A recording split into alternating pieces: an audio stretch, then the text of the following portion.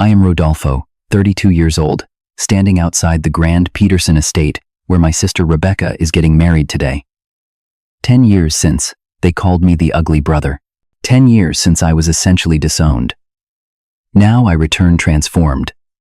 Successful. Unrecognizable from the awkward teen they rejected. The invitation arrived 3 weeks ago. With no personal note. Just formal cardstock and gold lettering. My stomach knots as I straighten my custom suit. I wonder if they even want me here. Or if this is some cruel joke. If you have ever been rejected by those who should have loved you most, drop where you are watching from in the comments and hit subscribe. My story might just give you the closure you have been looking for.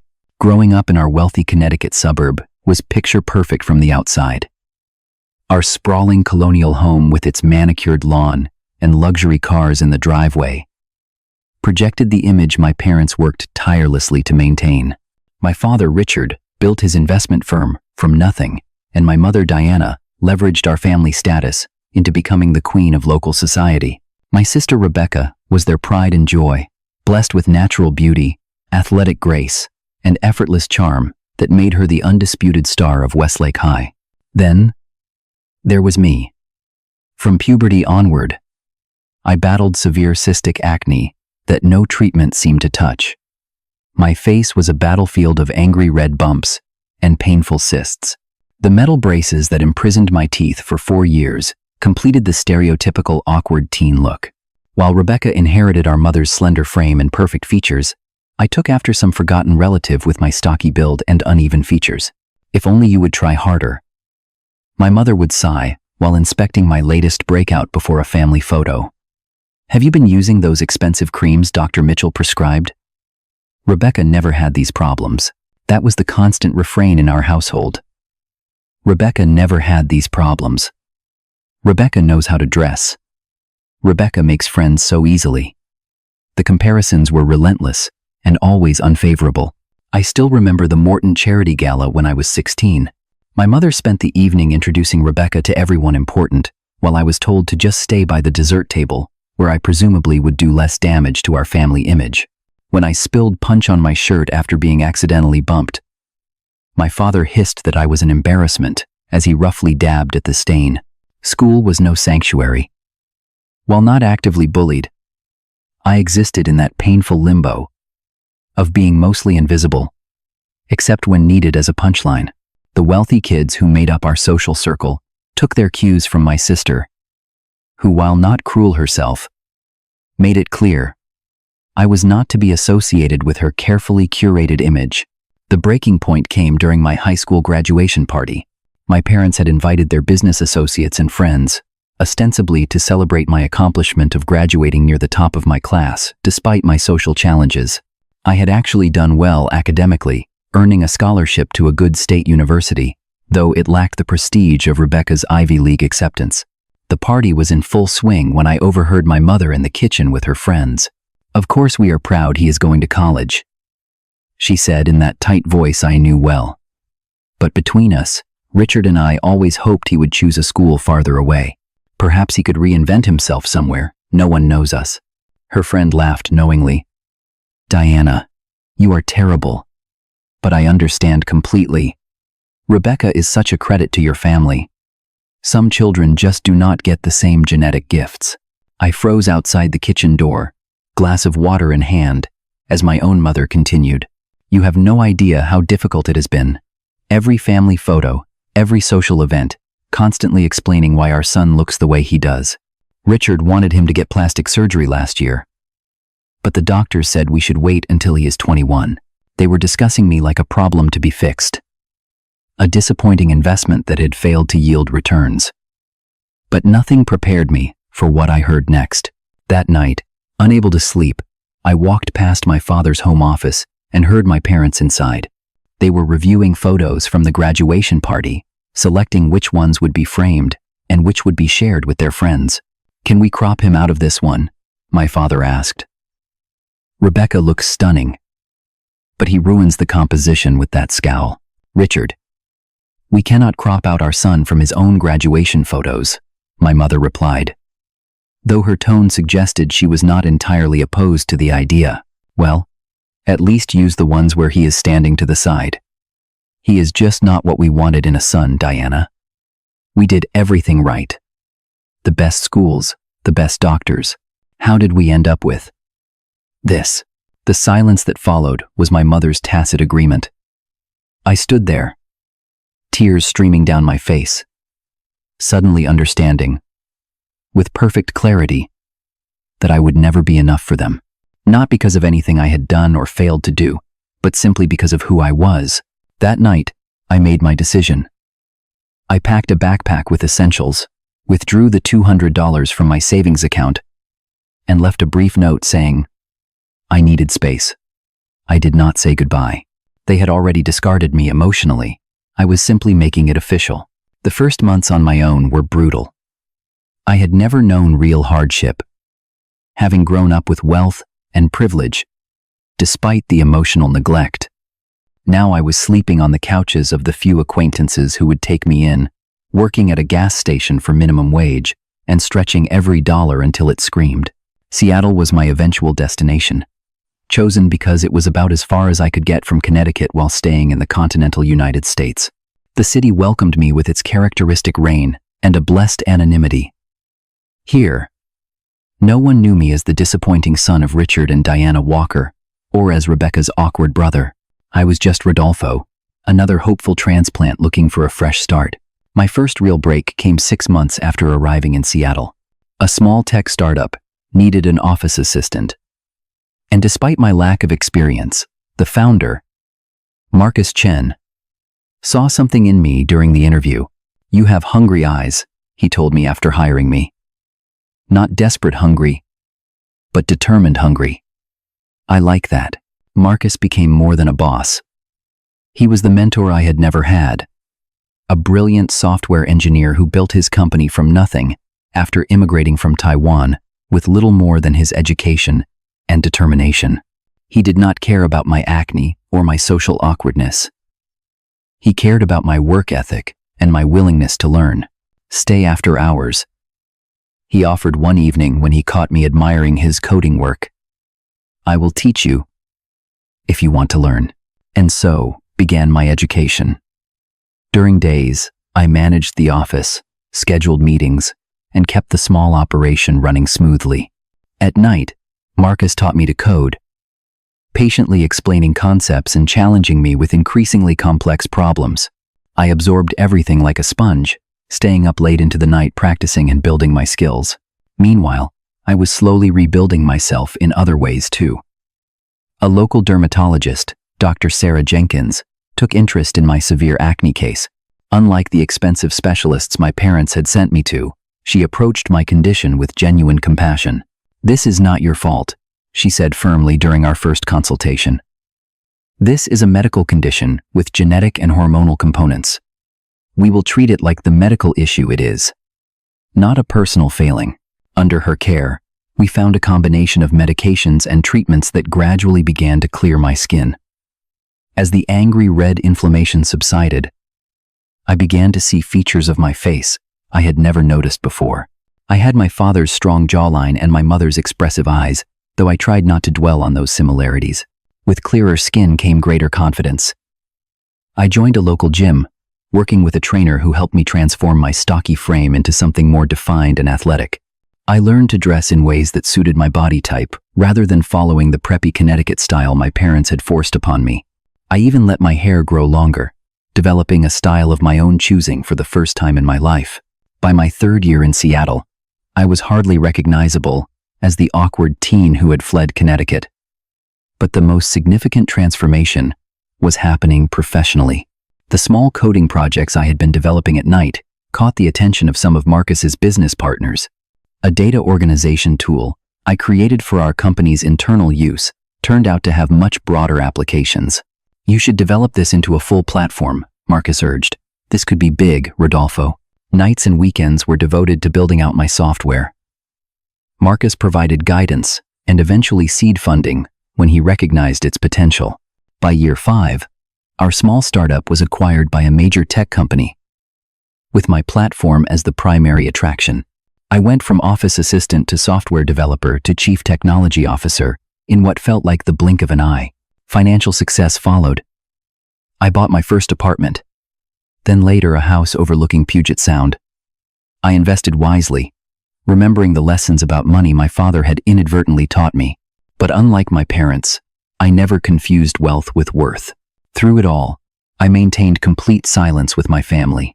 They made no effort to find me, which confirmed what I had always suspected. My absence was a relief rather than a loss to them.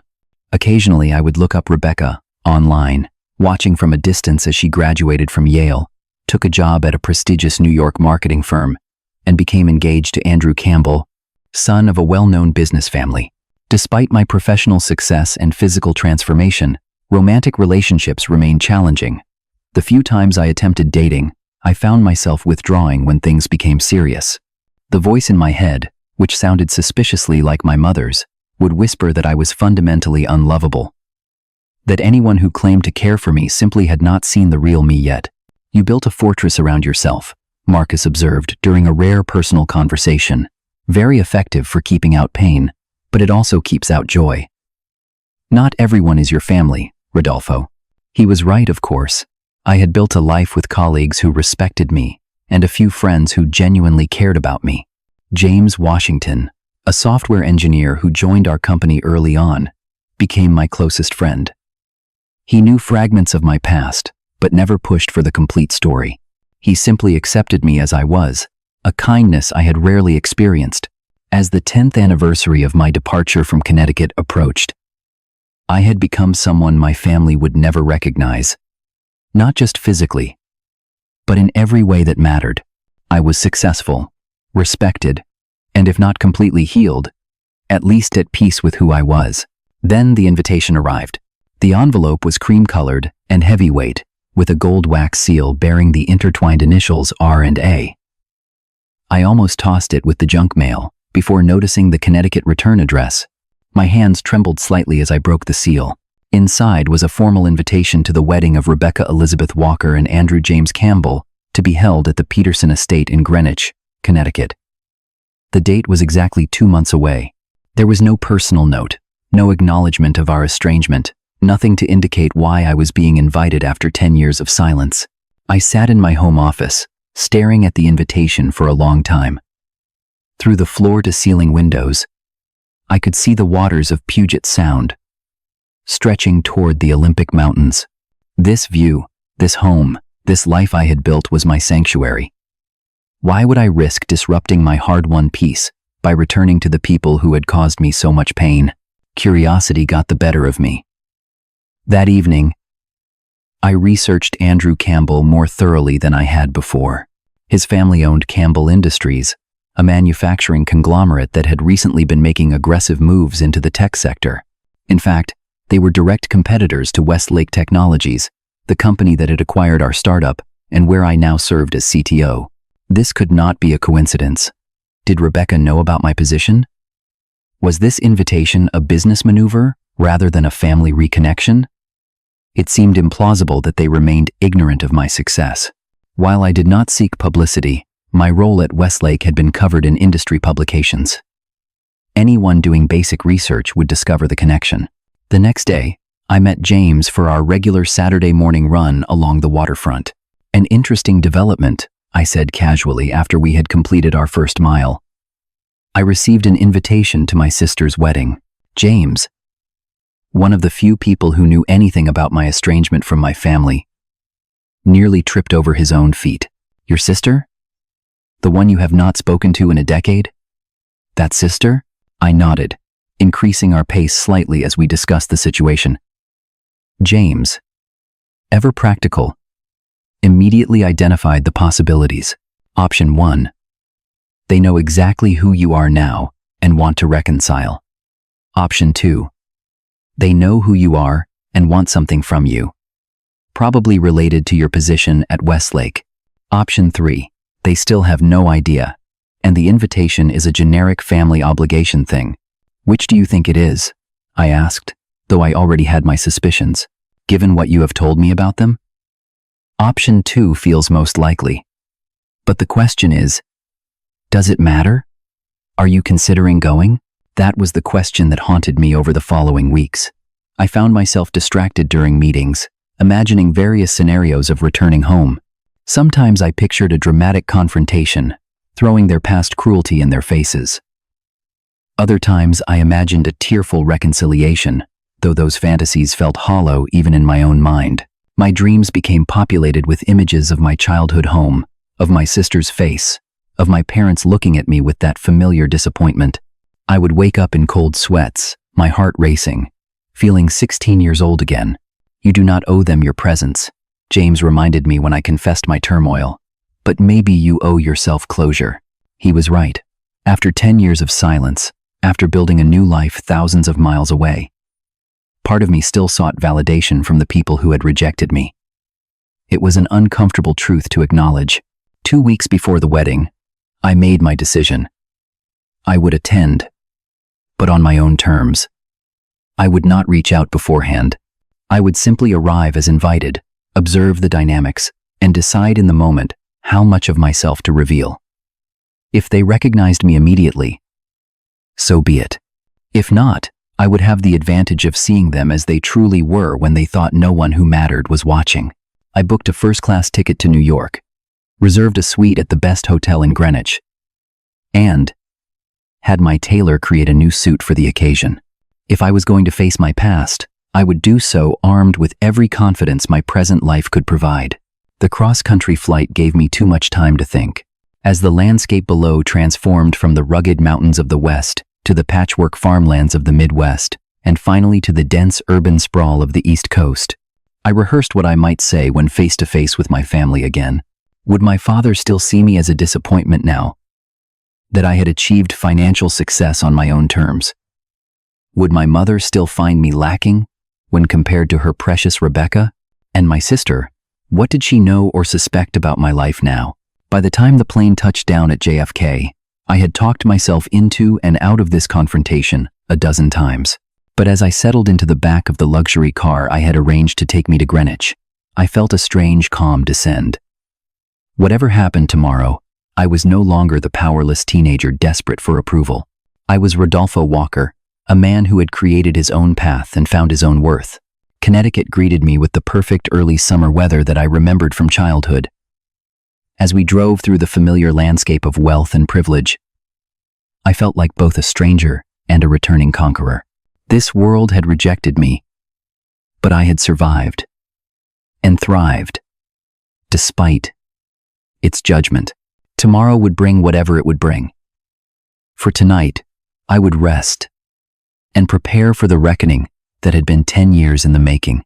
The Peterson estate was exactly the type of venue my mother would have selected.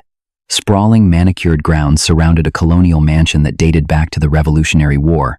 White tents dotted the vast lawn, and flower arrangements in white and pale pink created an atmosphere of understated luxury.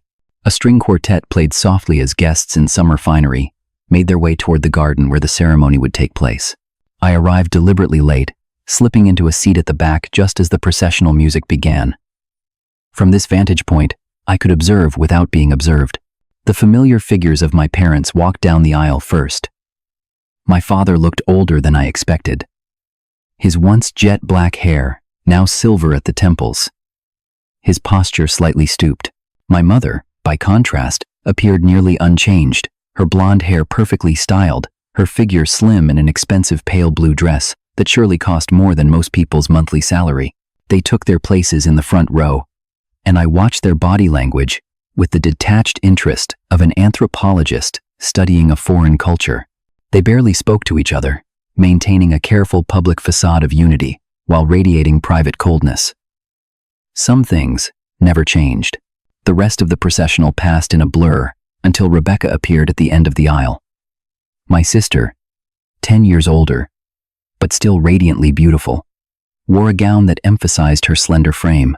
Her smile seemed genuine, but strained around the edges. Was she happy with this match? Or was there something else behind that carefully composed expression? As she passed my row, our eyes met briefly. A flicker of confusion crossed her face, quickly replaced by the practiced smile of a bride acknowledging a guest. She did not recognize me. After all this time, after all the imaginings of this moment, the reality was almost anticlimactic. My own sister looked me full in the face and saw a stranger. The ceremony proceeded with tasteful efficiency. Andrew Campbell was tall and conventionally handsome in the way of men born to wealth and privilege. He recited his vows with confidence, though I noted he kept glancing toward the front row, where an older couple I assumed were his parents sat watching with hawkish intensity. During the minister's remarks about family bonds and unconditional love, I nearly laughed aloud at the irony. Instead, I studied the body language of the key players in this drama. My mother dabbed at dry eyes with a handkerchief for show. My father checked his watch twice. The Campbell parents maintained expressions of appropriate solemnity, while their eyes calculated something I could not quite discern. When Rebecca and Andrew were pronounced husband and wife, genuine applause broke out among the guests. I clapped politely, feeling oddly disconnected from the scene. This woman, my blood relation, was now legally bound to a stranger, and I was merely an observer to a ceremony that was as much business merger as romantic union. The reception was held in the main ballroom of the estate. Crystal chandeliers cast warm light over round tables draped in white linen. Centerpieces of peonies and roses perfumed the air. A jazz band played standards in the corner, while servers circulated with champagne and hors d'oeuvres. I accepted a glass of champagne and positioned myself where I could continue my observation. The wealthy of Connecticut and New York circulated through the space, air kissing and exchanging pleasantries that masked business discussions and social maneuvering. It was a world I had once been adjacent to, but never truly part of. And now, I viewed it with the clarity of an outsider. Magnificent affair, is it not? A woman in her 60s commented to her companion near me. Though I hear the Walkers had to stretch for this. Richard's firm has not been the same since the Haddington account went south. Well, the Campbell connection should help with that, her friend replied. Strategic marriages never go out of style in these circles. So there it was. The business angle I had suspected. My father's firm was struggling, and this marriage to the Campbell heir was at least partially a financial alliance. I filed this information away, sipping my champagne thoughtfully. As the evening progressed, I had several brief, awkward interactions with distant relatives and family friends who clearly did not recognize me. Aunt Margaret, who had once told my mother I would grow into my features eventually, asked which side of the family I was from. I simply smiled and said I was a friend of the bride from her Connecticut days, which satisfied her curiosity. What was most striking was how differently these people treated me now. Where once I had been ignored or treated with barely disguised disdain, now I was approached with interest and deference. My bespoke suit, confident posture, and the subtle signals of wealth I now carried opened doors that had once been firmly closed to the awkward, acne-ridden teenager I had been. The power of being unrecognized yet present was intoxicating. I moved through the reception like a ghost from their past, visible yet unseen for who I truly was. I gathered information, observed dynamics, and waited for the right moment to make myself known. That moment came sooner than I expected. Andrew Campbell, slightly flushed from champagne and the excitement of the day, approached me directly as I stood near the gift table. "I do not believe we have met," he said, extending his hand. "Andrew Campbell." "Rodolfo," I replied, shaking his hand firmly. "Congratulations on your marriage." "Thank you." "And you are a friend of the family?" "You could say that. I have known the Walkers for many years." Andrew's eyes sharpened with interest. "Are you in finance like Richard?" "Technology, actually." "I am the CTO at Westlake Technologies." The change in his expression was immediate and fascinating.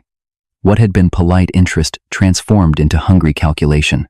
Westlake was a major player in the sector his family's company was trying to penetrate, and he had just discovered a potential valuable contact at his own wedding. Westlake. That is remarkable. We have been hoping to discuss potential collaborations in the cloud security space. Perhaps we could set up a meeting next week? Perhaps, I said noncommittally, though I generally like to know who I am doing business with first. As we spoke, I noticed Rebecca watching us intently from across the room. Her expression was anxious, almost fearful. Did she suspect who I was? Or was she simply concerned about her new husband networking with a potential business rival at their wedding? My mother noticed the interaction as well. I watched as she whispered something to my father, then made her way across the room toward us, with the determined grace of a society matron on a mission. My pulse quickened. This was the moment I had both dreaded and anticipated for a decade. "Andrew, darling, you are neglecting the Hendersons," she said as she reached us, placing a possessive hand on his arm. Then she turned to me with her practiced social smile. "I do not believe we have been introduced. Diana Walker, mother of the bride. 10 years since she had looked at me. 10 years since she had spoken to me. And now she was introducing herself to her own son, as if he were a stranger. "A pleasure, Mrs. Walker," I said, keeping my voice steady. "You have organized a beautiful wedding. Thank you." "And you are?" "An executive at Westlake Technologies," Andrew interjected before I could answer. "A company we have been eager to connect with." My mother's interest visibly intensified. The prospect of a valuable business connection for her new son-in-law transformed her polite inquiry into genuine engagement. "How wonderful. You must join us at the family brunch tomorrow. Any friend of Andrew's is welcome." The irony was almost unbearable. After years of treating me as an embarrassment to be hidden away, my mother was now eagerly inviting me into the family circle, completely unaware of who I truly was. My father joined us then, his businessman's instinct for potential opportunity drawing him to the conversation. He introduced himself with the same obliviousness as my mother, though his eyes narrowed slightly as he studied my face. "Have we met before?" "Something familiar about you. I have that kind of face," I replied smoothly. "Many people think they have met me somewhere." The conversation continued, with my parents and Andrew discussing business possibilities while I dropped subtle hints about my knowledge of the family. I mentioned details about Greenwich that only a local would know. I referenced events from years ago as if I had been present. I watched confusion flicker across their faces, quickly dismissed as they pursued what they thought was a valuable connection. Rebecca finally approached our little group, slipping her arm through Andrew's possessively. Up close, I could see the strain behind her smile, the slight puffiness around her eyes that suggested she had been crying earlier. "Darling, you should circulate," she told Andrew. "The Petersons have been trying to speak with you for 20 minutes. Her gaze fell on me, lingering a moment longer than was comfortable. There was something in her expression, not recognition exactly, but a troubled uncertainty. Andrew seemed reluctant to leave the conversation but dutifully prepared to follow his new wife's suggestion. Before departing, he turned to me one last time. "You seem to know my wife and her family quite well," he observed. "How exactly do you know Rebecca?" The moment stretched between us. My sister's eyes widened slightly. My mother leaned forward imperceptibly. My father's brow furrowed as something like recognition began to dawn. "More than you think," I said quietly, holding Rebecca's gaze. "Much more than any of you think." The reception continued around us, guests laughing and dancing, oblivious to the tension suddenly crackling in our small circle. Andrew looked between Rebecca and me, confusion evident on his face. "What does that mean exactly?" he asked, his tone sharpening. I maintained my calm, taking a deliberate sip of champagne before answering. "It means that the Walkers and I have a long history, one that predates your relationship with Rebecca." My sister's face had gone pale. Something in my voice or expression must have triggered a memory, because she was staring at me with growing horror and recognition. "Rebecca, do you know this man?" my mother asked, her social smile still fixed in place but strain showing around the edges. Before Rebecca could answer, a server approached, announcing that it was time for the cake cutting. Andrew, ever the dutiful groom, placed his hand on the small of Rebecca's back to guide her away. "We will continue this conversation later," he told me, his tone making it clear this was not a request but a statement of intent. As they walked away, my father lingered, studying my face with increasing intensity. "You look remarkably like someone," he said, his voice low. "I cannot quite place it. Perhaps you are thinking of your son," I replied quietly. though I imagine it has been some time since you have seen him." The color drained from his face. He opened his mouth to speak, then closed it again, shock rendering him momentarily speechless. Before he could recover, my mother called him over for the cake-cutting photo opportunity, and he moved away like a man in a trance, looking back over his shoulder at me, as if seeing a ghost. The next hour was a careful dance of avoidance and observation. I circulated through the reception, accepting congratulations from guests who assumed I belonged there while watching the ripples of my partial revelation spread through my family. My father whispered urgently to my mother after the cake cutting. She glanced in my direction, her expression a mixture of disbelief and calculation. Rebecca kept looking at me from across the room, her composure visibly cracking. The Campbell parents had noticed something amiss as well. I watched Andrew's father corner him near the bar, gesturing subtly in my direction while asking questions that clearly made his son uncomfortable. The business dimensions of this marriage were becoming increasingly apparent. When the band announced the final dances of the evening, I decided it was time to accelerate matters. I positioned myself near the exit where the receiving line would form as guests began to depart. Sure enough, as the older guests started making their farewells, the bride and groom, along with both sets of parents, lined up to thank everyone for attending. I timed my approach perfectly, waiting until several guests had passed through the line before stepping up. Andrew saw me first, his expression immediately tensing. "Leaving so soon?" he asked, clearly hoping I would move along quickly. "I would not miss saying a proper goodbye," I replied, shaking his hand firmly before turning to Rebecca. My sister stood frozen, her hand half extended toward me. This close, I could see the recognition fully blooming in her eyes. "Rodolfo?" she whispered, so softly that only I could hear it. "Hello, Rebecca. Congratulations on your wedding. You look beautiful." As always, the shock on her face was everything I had imagined, and nothing like I expected.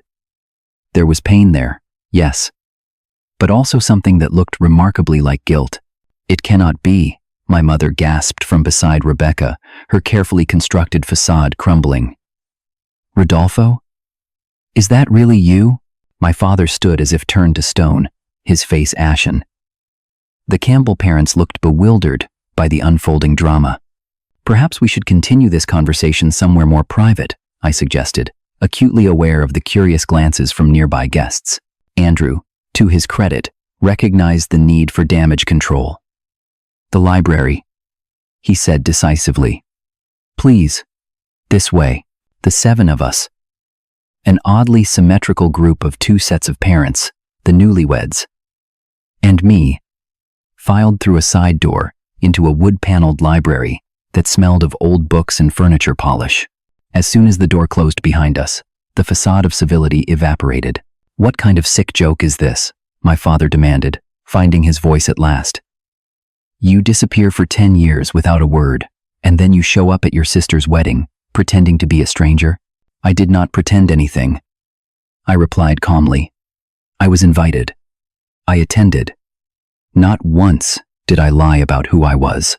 "But you deliberately misled us," my mother interjected, her voice shaking. "You let us believe you were a business associate of Andrew's." "No, Mother. You assumed that because it was convenient for your narrative. Just as you always assumed the worst about me, because it fit the story you wanted to tell about your family." The Campbell parents were looking increasingly uncomfortable. "Would someone please explain what is happening?" Andrew's father asked, his tone suggesting he was used to being the most informed person in any room. "Mr. and Mrs. Campbell, allow me to properly introduce myself," I said, turning to face them. "I am Rodolfo Walker, Rebecca's brother, though I doubt she or my parents have mentioned me much in recent years." "Brother?" Mrs. Campbell repeated, looking accusingly at my parents. "You never mentioned a son." The naked truth of my erasure from family history hung in the air between us. My mother flushed crimson, while my father seemed to physically diminish under the weight of the revelation. "It is complicated," my mother began, but I cut her off. "Actually, it is quite simple. I was the embarrassing child, the one who did not fit the perfect family image they wanted to project. So when I left after high school, they were relieved. No more awkward family photos, No more explanations about why Richard and Diana Walker's son did not measure up to their standards. That is not true, my father protested weakly. We looked for you. Did you? How hard? Did you file a missing persons report? Hire a private investigator? Or did you simply tell your friends I had gone to school out of state? And leave it at that? Their silence was confirmation enough. Rebecca had not spoken since her initial recognition of me. Now, she stepped forward, tears streaming down her face. I did not know, she said, her voice breaking. When you left, they told me you had decided to cut ties with the family, that you wanted nothing to do with us anymore. I studied my sister's face, searching for the truth in her words. We had never been close, but we had never been enemies either. She had been self-absorbed in the way of beautiful, favored children, but not deliberately cruel. And you believed that? That I would simply vanish without saying goodbye to you? I was 19, focused on college and my own life, she said, guilt evident in her voice. By the time I started to question their story, years had passed. I did not know how to find you, or what I would say if I did. Andrew placed a protective arm around his new wife's shoulders. I think everyone needs to calm down, he said firmly. Whatever family history is being dredged up here, today is supposed to be about Rebecca and me, about our future. Indeed it is, I agreed. And I have no intention of disrupting your celebration further. I simply came to witness this milestone in my sister's life. Now that I have done so, I will take my leave. Wait, my mother said, stepping toward me. Her composure was returning, and with it, a calculation I recognized all too well. You cannot just appear after all this time and then vanish again. We are family. Family? I repeated, unable to keep the bitterness from my voice. Was I family when you discussed having me surgically altered to better fit your image? Was I family when father suggested cropping me out of my own graduation photos? My father flinched as if struck. You heard that conversation. I heard everything. Every criticism. Every comparison to Rebecca. Every time you made it clear I was a disappointment, simply for existing as myself. The Campbell parents were watching this exchange with horrified fascination. Whatever they had expected from their son's in-laws, this public family meltdown clearly was not it. Perhaps we should give the Walkers some privacy, Mrs. Campbell suggested, tugging at her husband's sleeve. No need, I said. I have said what I came to say. Congratulations again, Rebecca and Andrew. I wish you both happiness. As I turned to leave, Rebecca broke away from her husband and grabbed my arm. Please do not go, she said, her voice raw with emotion. Not like this. Not again. For the first time since arriving at the wedding, I felt my carefully constructed composure begin to crack. The genuine pain in my sister's eyes reached something in me that I thought had long since hardened over. Why did you invite me, Rebecca? After all this time, why now? Rebecca glanced at our parents, then at her new husband, before turning back to me. Can we speak privately? Just the two of us? Despite the protests from both sets of parents, Andrew supported his wife's request. Use the terrace, he suggested, pointing to French doors that led outside. Take whatever time you need. The evening air was cool against my face, as Rebecca and I stepped onto the stone terrace overlooking the estate gardens. Strings of fairy lights illuminated the paths below, and the distant sound of the reception continuing without us created a surreal backdrop for this long-delayed confrontation. For several moments, we stood in silence, two strangers connected by blood but separated by years of absence and unspoken truths. Rebecca looked smaller somehow, away from the pomp of her wedding, more like the girl I remembered than the polished society bride she had become. I almost did not recognize you, she finally said. You have changed so much. That was rather the point, I replied. The person I was had no place in this world. So I became someone else. You look good, she offered tentatively. Healthy. Successful. I am. No thanks to our family. She winced at that, turning to look out over the gardens rather than meet my eyes. I deserve that. I was not the sister you needed me to be. Why did you invite me, Rebecca? I asked again. Was it guilt? Curiosity? Or does it have something to do with my position at Westlake? Her head snapped up, genuine hurt flashing across her face. You think I invited you as some kind of business strategy? That I would use my own brother that way? I do not know what to think. 10 years of silence, and then a formal invitation with no personal note. No acknowledgement of our history. What was I supposed to conclude? Rebecca sank onto a stone bench, suddenly looking exhausted despite the elegant wedding gown and perfect makeup. I have been trying to find you for years, she said quietly. After college, when I started to realize how wrong everything had been, I hired someone to look for you. But you had changed your name, hadn't you? I nodded. Not legally, but professionally. I go by Rodolfo Carter in the business world. It was a small deception, using my maternal grandmother's maiden name, but it had been enough to provide some distance from my past. That explains it. The investigator found traces, but could never confirm anything definitive. Then, 3 months ago, I saw an article in Tech Quarterly about Westlake's leadership team. There was a photo caption, CTO Rodolfo Carter, Walker. I nearly fainted when I saw it. So you did know who I was when you sent the invitation? Yes. But I did not tell our parents. I wanted to see you first, to apologize before they complicated things. She laughed bitterly. Obviously, that plan failed spectacularly. I studied my sister's face, searching for deception but finding only genuine remorse. Why wait until your wedding? Why not reach out directly? Cowardice, she admitted. I was afraid you would refuse to see me if I approached you directly. A wedding invitation seemed safer somehow. More difficult to decline, without feeling like the bad guy. Manipulative, I observed, though without real anger. It was such a typical Rebecca tactic that it almost made me smile. I learned from the best, she said. Glancing toward the doors behind which our parents waited, we fell silent again, the weight of unspoken years between us. In that moment, I saw my sister clearly. For perhaps the first time, not as the golden child who had everything handed to her, but as someone who had been shaped by the same toxic family dynamics that had driven me away, just in different ways. Are you happy, Rebecca? With Andrew? With this life you have chosen? She considered the question with surprising thoughtfulness. Parts of it. Andrew is better than I deserve in many ways. But this. She gestured vaguely toward the reception. All of this is more about our parents' expectations than my desires. The truth is, I never really had the chance to figure out who I am apart from being Richard and Diana Walker's perfect daughter. It is not too late, I said, softening despite myself. Trust me on that. She reached for my hand hesitantly, and I allowed the contact. I am so sorry, Rodolfo, for not seeing what was happening to you, for not standing up for you, for believing their version of events when you left. The apology was unexpected and disarming.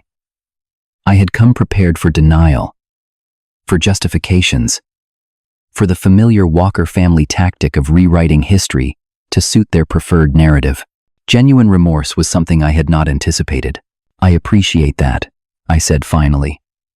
But I did not come here seeking apologies. I came because after 10 years, I needed to see for myself what I had left behind, whether there was anything worth reconnecting with. And is there? She asked, vulnerability naked in her voice. Before I could answer, the French doors opened, and our parents stepped onto the terrace. My mother had clearly been crying, her perfect makeup slightly smudged, while my father looked like he had aged another decade in the past hour. The Campbells are getting restless, my mother said, her voice brittle. Rebecca, you need to return to your reception. In a moment, Rebecca replied with a firmness I had never heard her use with our parents. We need to speak with Rodolfo as well, my father added, looking at me with an expression I could not quite interpret. There is much to discuss. Yes, there is, I agreed. Starting with the truth about why you never looked for me. My mother glanced at my father before answering. We did look, in the beginning, but when months passed with no word, we assumed you wanted a clean break. And then years went by, and it became complicated to explain your absence. Complicated, I repeated. You mean embarrassing. difficult to fit into the perfect family narrative. That is not fair, my father protested. We made mistakes, serious ones. But we never stopped caring about you. Caring about me? Or caring about what I represented? I challenged.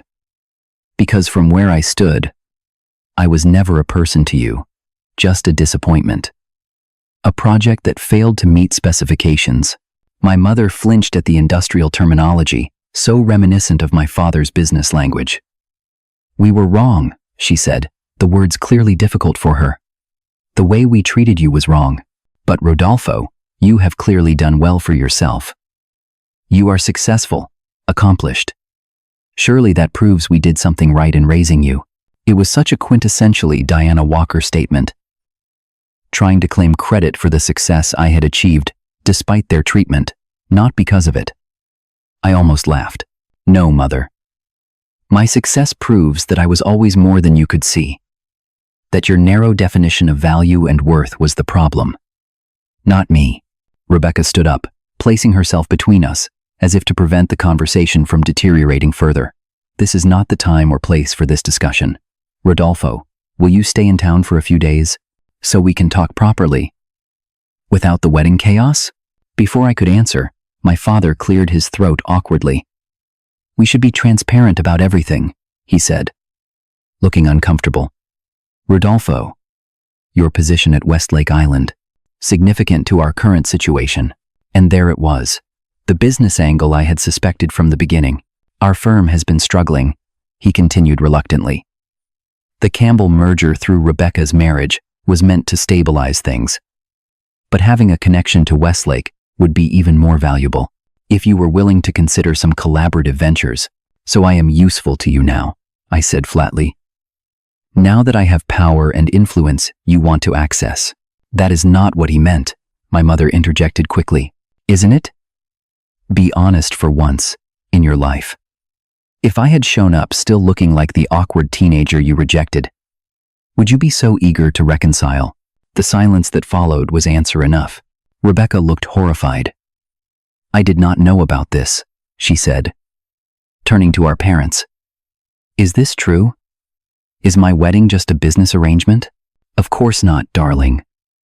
Our mother soothed. You and Andrew are a perfect match. The business advantages are simply a bonus.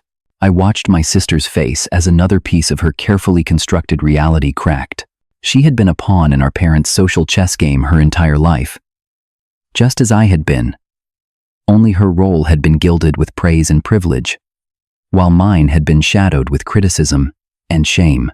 I think I need to return to my husband, Rebecca said, her voice unnaturally controlled. Rodolfo, please, do not leave yet. Promise me. I nodded, unable to refuse the genuine plea in her eyes. As she walked back toward the reception with our mother hurrying after her, my father lingered. Son, he began, the word sounding strange after so many years. I know we cannot undo the past, but perhaps we can build something new. You have become exactly the kind of man I always hoped you would be. The statement, intended as praise, struck me like a physical blow. That is the problem, Father. I was always that man. You just could not see it beneath the surface you found so disappointing. I left him standing alone on the terrace and made my way back through the reception. The celebration was winding down, guests beginning to depart in a haze of champagne and satisfied exhaustion. I caught Rebecca's eye across the room and nodded slightly, a silent promise that I would not disappear again without at least one more conversation. As I walked to my waiting car, I felt strangely lighter. The confrontation I had feared and anticipated for so long had come and gone, and I was still standing. Whatever came next would be on my terms, not theirs. The power dynamic had shifted irrevocably, and we all knew it. For the first time in my life, I was not the one seeking approval from my family. They were the ones seeking it from me. I spent a restless night in my hotel suite, replaying the events of the wedding in my mind. The shock on my parents' faces when they finally recognized me. Rebecca's tearful apology, the naked calculation in my father's eyes when he realized my potential business value. It was all so predictably Walker family, yet somehow still managed to disappoint me. Morning brought clarity and a text message from Rebecca, asking if we could meet for coffee before she and Andrew left for their honeymoon. I suggested a quiet cafe in town, away from both our parents and the Campbell family orbit. She arrived looking exhausted but composed, dressed casually in a way I rarely saw growing up, when every outing required perfect styling, according to our mother's standards. This Rebecca, in jeans and a simple blouse, her hair pulled back in a ponytail, seemed more authentic than the polished bride of yesterday. "Thank you for coming," she said as she slid into the booth across from me. "After last night, I would not have blamed you for getting on the first plane back to Seattle. I considered it," I admitted, "but that would have been repeating old patterns, running away when things get difficult." She smiled sadly. "When did my little brother get so wise?" "Somewhere between sleeping on friends' couches and building my first company," I replied. "Necessity is a powerful teacher." We ordered coffee, and for a few moments, we sat in surprisingly comfortable silence. The morning sunlight filtered through the cafe windows, casting patterns on the worn wooden table between us. "I had a long talk with Andrew last night," Rebecca finally said. "About everything. Our family, the business connections. What I knew and didn't know about your disappearance." He was shocked, but supportive. More so than I expected. "He seems like a decent man," I offered, finding that I meant it despite my initial cynicism. He islanded. "The irony is that our parents pushed us together for business reasons, but we genuinely care for each other." She twisted her new wedding ring thoughtfully. "After you left the reception, I confronted them about what Father said on the terrace. About using my wedding to stabilize the company and trying to leverage your position at Westlake. How did that go?" "About as well as you'd expect. Mother denied everything. Father tried to justify it as family helping family. And I realized that nothing has really changed with them. They still see relationships as transactions." There was a new strength in my sister's voice, a clarity that had been missing the night before. Whatever illusions she had maintained about our parents seemed to have finally shattered. "What will you do now?" I asked. "Live my life on my terms." "For starters, Andrew and I are considering relocating to Chicago after the honeymoon. Some distance from both our families might be healthy." She looked up at me, her eyes clear and direct. "What about you? Will you disappear again after this?" I considered the question carefully. "No, not completely. But I will not be rushing into family reunions either. Whatever relationship we rebuild has to be authentic, Rebecca. I cannot pretend the past didn't happen just because it is convenient. I would not want you to," she said firmly. "I want to know my brother. The real Rodolfo. Not the version our parents tried to create or destroy." We spent the next 2 hours talking, really talking, for perhaps the first time in our lives. I told her about my struggles after leaving home, about building my career from nothing, about the people who had seen value in me when my own family couldn't. She shared her own journey, the growing awareness of how our parents had manipulated her, the golden cage her privilege had become, her attempts to find her own identity beneath the perfect daughter persona. When it was time for her to leave, we exchanged contact information and made tentative plans to meet again in a few months. There was no dramatic reconciliation, no promises of instant closeness. Just the beginning of something honest. "What about Mom and Dad?" she asked, as we stood outside the cafe. "Will you see them before you leave?" "I think it is best if I don't," I said, after a moment's consideration. "They need time to adjust to who I am now, not who they expected me to be. And I need to maintain the boundaries I've built." She nodded in understanding. "I will talk to them, not to smooth things over, but to make it clear that if they want a relationship with either of us going forward, things have to change." We hugged goodbye, an awkward but genuine embrace that felt like closing one chapter and perhaps opening another. As I watched her walk away, I realized that the sister I had resented for years had been trapped in her own version of our toxic family dynamic. Just as I had been, the flight back to Seattle gave me time to reflect on everything that had transpired. I had gone to Connecticut seeking closure, perhaps even vindication. But what I found was more complex. There was no satisfying movie moment where my parents recognized the full extent of their failings. No dramatic apology that could erase years of emotional neglect. Instead, there was the messy reality of flawed people who had caused real harm, continuing to be exactly who they had always been. My transformation had not changed them.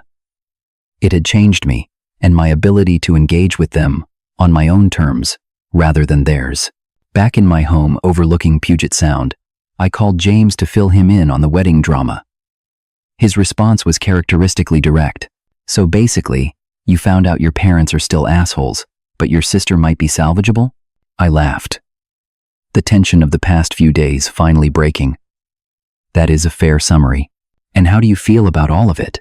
The question gave me pause. How did I feel? Not triumphant, as I might have expected.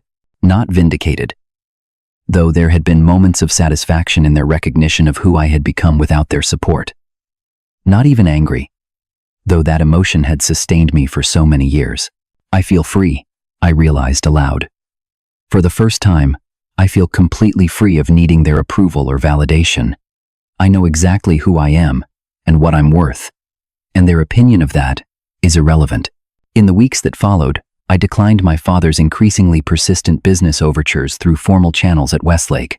I exchanged occasional texts with Rebecca, building a cautious new relationship based on adult choice rather than childhood circumstance. I maintained my distance from my parents, accepting that some wounds were too deep for simple reconciliation. But the most significant change was internal. The lingering voice of doubt that had followed me even through my greatest successes, the one that sounded suspiciously like my mother questioning my worth, grew quieter until it finally fell silent. 6 months after the wedding, I started a mentorship program for disadvantaged teens interested in technology careers. Working with these young people, many of whom had faced rejection and lack of support from their own families, became the most fulfilling aspect of my professional life. I recognized in them the same hunger for validation I had once felt, and I made sure they knew their worth was not determined by others' limited perception. Rebecca visited Seattle that winter. She had indeed moved to Chicago with Andrew, started her own marketing consultancy, and begun the process of separating her identity from our parents' expectations. Over dinner at my home, she asked if I would ever consider full reconciliation with our parents. I don't know, I answered honestly. Forgiveness doesn't require forgetting or exposing yourself to continued harm. I can forgive them for my own peace, without allowing them back into a position where they can hurt me again. That is remarkably healthy, she observed with a small smile. Where did you learn that? The hard way, I admitted. But I wouldn't change my journey. Not even the painful parts. They made me who I am. And that was perhaps the most profound realization of all. The rejection that had once devastated me had also forced me to build myself anew, on my own terms, according to my own values. The family that could not see my worth had inadvertently pushed me to discover it for myself, in ways that might never have happened in the comfort of their conditional acceptance. Sometimes you have to leave everything behind to truly find yourself. Sometimes the greatest act of self-love is walking away from those who cannot love you as you deserve to be loved. And sometimes, the family you choose creates the space for healing that the family you were born into could not provide. My name is Rodolfo, and this is my truth. Not a story of revenge or bitterness, but of reclaiming my own narrative and finding peace on my own terms. If my journey resonates with you, remember that your worth is not determined by those who failed to see it. Your value exists independent of others' ability to recognize it. Have you ever had to walk away from something or someone to find yourself? Share your story in the comments below. And if this resonated with you, please hit like and subscribe to hear more stories about finding strength through life's most difficult challenges. Remember, sometimes the most painful rejections lead to the most beautiful redirections. Thank you for listening, and remember, you are worthy exactly as you are.